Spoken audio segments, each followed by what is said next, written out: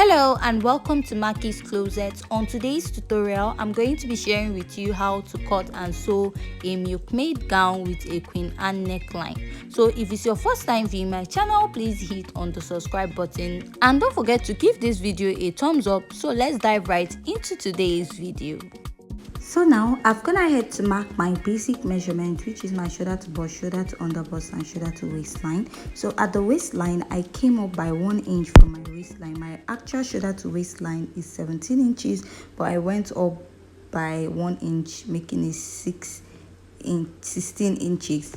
So I went ahead to mark the basic neckline, which is 3 by 3 inches, and I'm going to go ahead to connect. So after connecting, I'm going to go ahead to use my marker to outline it so that it's going to be very visible for you to see. So now I'll be marking my shoulder divided by 2, so there's no need for adding half for your sleeve because it doesn't have sleeve. So I'll come down by 1 inch and place my ruler, and I'm going to connect and draw my shoulder slant. So the next step for you to take is to go ahead and get your chest line, and to do that is your bust circumference divided by 6 plus 1.5 inches. So mine is 7 inches and I'm going to make a mark there. So whatever I have at the shoulder, I'm going to go ahead to mark it, that's 7 inches, showing where my armhole is going to stop. So I'm just going to measure what I have at this point so that I'll have a straight line, and I'll go ahead and rule a line at that point. So that will be serving as my chest line. So now the next thing is to place my ruler, and I'm going to connect from this point down to the point I have on the shoulder. So after I'm done doing that, I'm going to go ahead to divide what I have into 2. So after placing my tape, I'm going to fold it this way and I'll mark. So I'll come in by ½ inch on this part, and I'm going to go ahead to mark my bust circumference divided by 4 on this part. So from there, I'll be connecting from the shoulder line down to this line and my bust circumference. So I'm going to connect my French curve and I'm going to rule out this way. So after I'm done doing that, I'll just go ahead and I will outline all these marks. So after this, the next step is to go ahead and mark my nipple to nipple divided by 2. That is to take your dart intake. To mark your dart intake, I'm going to mark it at the bust line, at the underbust, and go down to the waistline this way. So I'm going to go ahead to place and connect the line at this point.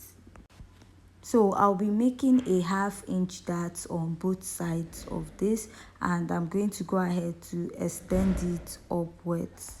After doing this, I'll go ahead and also mark the dart for the other side of this. So now the next step I'm going to take is to go ahead and I will connect this part this way. So now I'm going to place my tape and I'll come up by 1 inch, but later I went ahead to go up by 1.5 inches, but for now we are going to be leaving it there. So I'm going to go ahead and divide what I have between this line, and I will go ahead to fold my tape. So I'm going to mark. So from that point, I'm going to go ahead to draw my curve.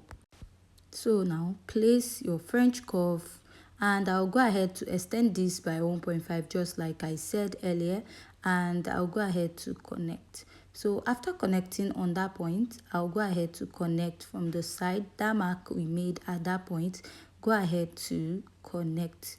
After I'm done drawing out this part, the next step I'm going to take right now is to go ahead and draw out the upper part of the chest. So you can go up by 2 inches or more from your chest line, but looking at what we have on the thumbnail, you notice that it is a bit low. So I'm going to connect from my chest line down to the center of my pattern this way. So after connecting, this is what I have.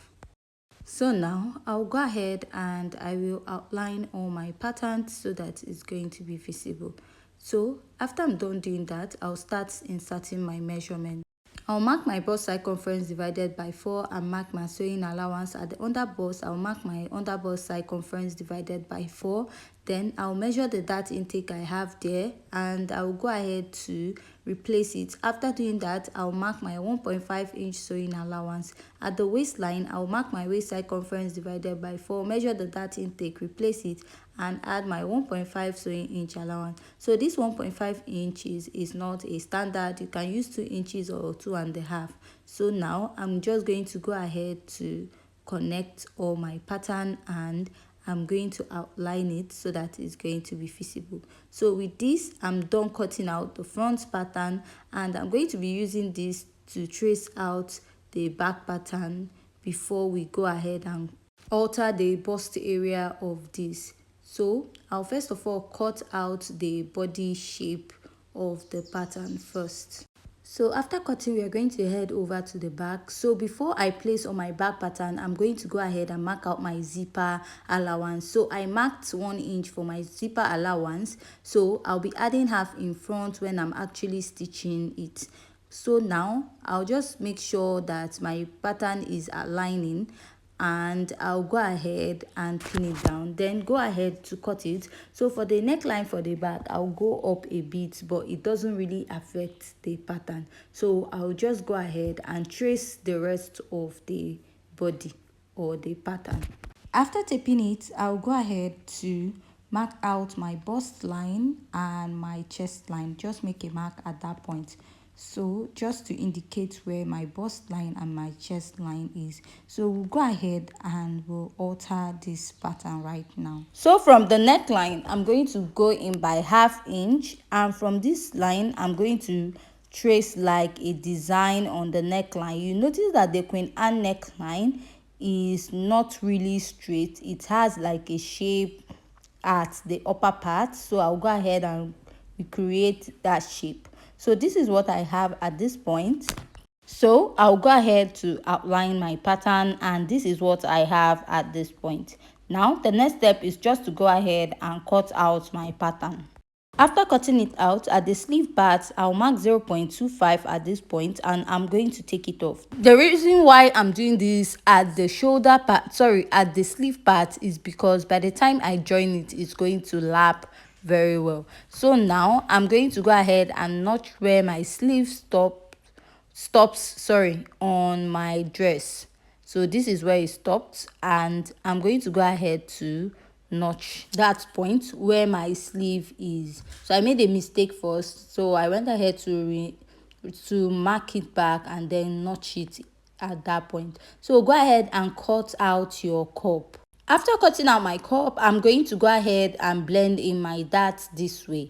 So now I'm going to slash my cup into 4 parts. So now this is not a standard. You can use more than this. You can slash it into 5, 6 or 7, so depending on what you're working on. So I don't have much bust and I don't really want to have much gathers effect at the bust part, so that's why I cut my own into 4 places. So my bust is just 33 inches. So I'm going to take note of this line, which is the chest line, and I'm going to draw a line as a reference point, and I'll be placing my pattern on it when I cut it out.